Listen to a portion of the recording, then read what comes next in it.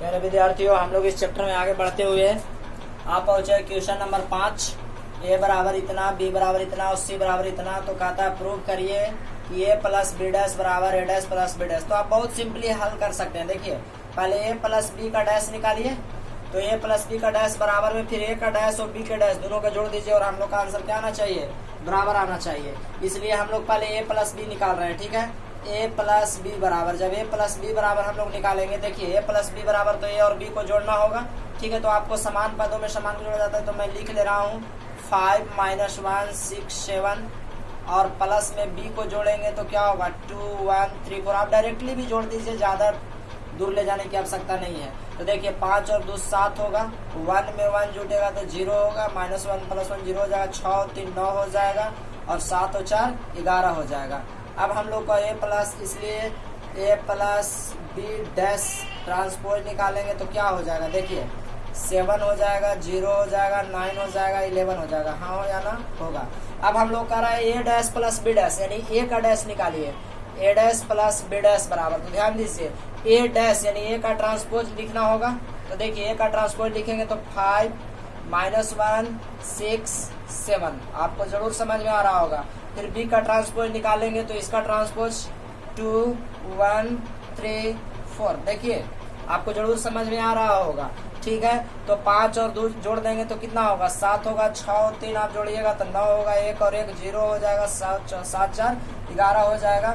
इस तरह से आपका यह भी कंप्लीट हो जाता है। तो आपको इसलिए प्रूफ लिख सकते हैं ए प्लस बी के डैश बराबर में ए डैश प्लस में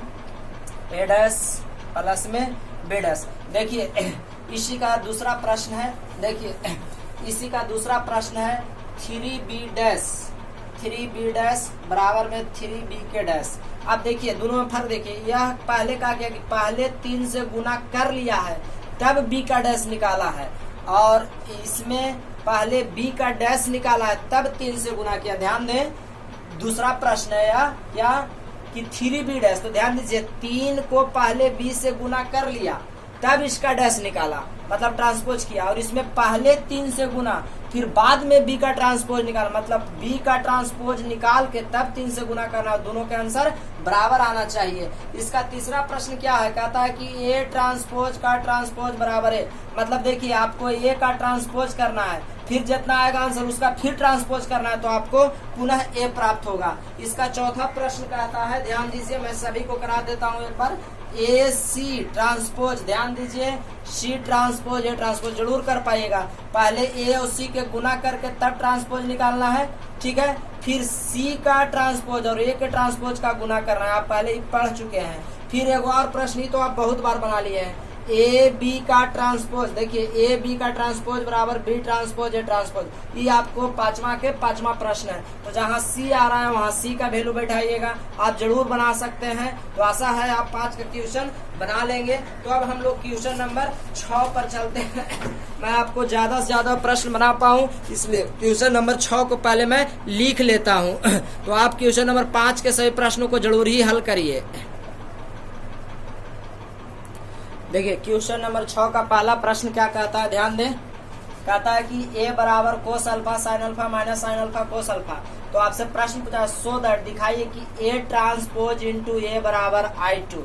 आपको I का मतलब है पता है आइडेंटिटी, और I2 का मतलब हमने आपको सिखाया है 1 0 0 1। इस तरह से आपको यह I का मान भी कहता, तो हम लोग इसका ऐसे ही मान निकालते 0 1। कहता I3 का मान, तो हम लोग I3 का मान I का मान हो गया। I3 का भी हम लोग सीख चुके हैं कि देखिए 1 0 0 0 1 0 0 0 1 ये I3 का मान होता है। तो हमको I2 कहता है, तो इस तरह से हम लोग फाइंड कर लेते हैं। ठीक है, तो आइए हम लोग को कह रहा है ए ट्रांसपोज इनटू ए का गुना करके I2 दिखाइए। इसलिए हम लोग को प्रूव करना है I2। हम लिख देंगे चूंकि I2 बराबर आपको क्या होगा 1 0 0 1। तो आपको आंसर इन दोनों का गुना करके यह लाना है। तो आप सोल्यूशन कीजिए, सोल्यूशन करिएगा।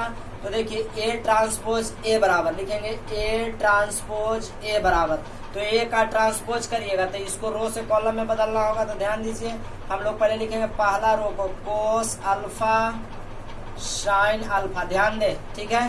फिर इसको लिखेंगे हम लोग माइनस साइन अल्फा यहाँ लिखेंगे कोस अल्फा और गुना किससे करना होगा, ए के साथ। तो ये तो यही रहेगा आपको cos alpha sine alpha minus sine alpha cos alpha.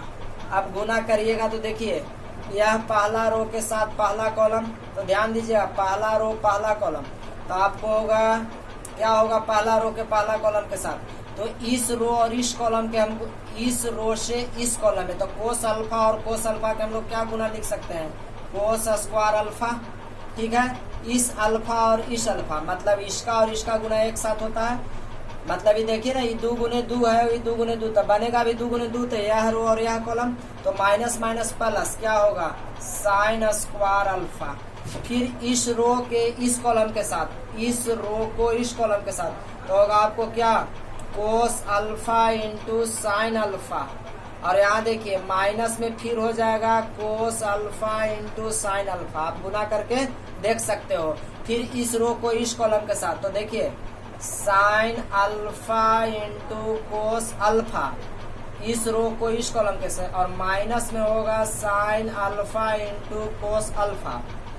फिर इस रो को हम लोग इस कॉलम के साथ दूसरे कॉलम के साथ, तो होगा आपको क्या साइन स्क्वायर अल्फा प्लस में कोस स्क्वायर अल्फा, क्योंकि इस तरह से लाना है। पहले हम लोग इसको sine cos alpha into cos alpha सूत्र लगाते थे, क्योंकि उस कंडीशन में। अब देखिए cos square alpha plus sine square alpha के वैल्यू क्या हो 1। यहाँ देखिए cos square cos alpha into sine alpha cos alpha into sine alpha minus plus cancel, तो क्या बच गया 0। यह भी उसी तरह से कैंसल, क्या बचा 0, और यह क्या बचा 1। इस तरह से आप sine square alpha plus cos square alpha का वैल्यू क्या है 1, आपने I2 के बराबर दिखा दिया। इसलिए आप लिख सकते हैं कि हमारा आंसर क्या हो गया, प्रूव्ड हो गया। ठीक है, या आप कह सकते हैं हेंस A' बराबर में I2, और यही आपको प्रूव करना था। तो देखिए क्वेश्चन नंबर 6 के दूसरा को भी मैंने यहाँ किनारे पर लिखा है, देखिए आपको थोड़ा बहुत शायद दिखाई दे रहा होगा। तो 6 के दूसरा भी बहुत सिंपल प्रश्न है। क्या कहता है 6 के दूसरा, आपको दिखा देते हैं। 6 के दूसरा आपको कहा है कि A बराबर है sine alpha cos alpha minus cos alpha sine alpha. तो आपको से कहता है कि सो दैट A' बराबर में I। सेम कंडीशन का प्रश्न यही बनाइए, आपको पूरा आंसर आ जाएगा। तो आशा करते हैं आपको 6 के दूसरा भी जरूर बनाने चला आएगा। अब हम आपको आगे लिए चलते हैं 7, 8, 9 इत्यादि प्रश्नों को करके दिखलाते हैं। तो वीडियो को आप अंत तक जरूर देखिए, आप ज्यादा से ज्यादा प्रश्न को बना पाइएगा।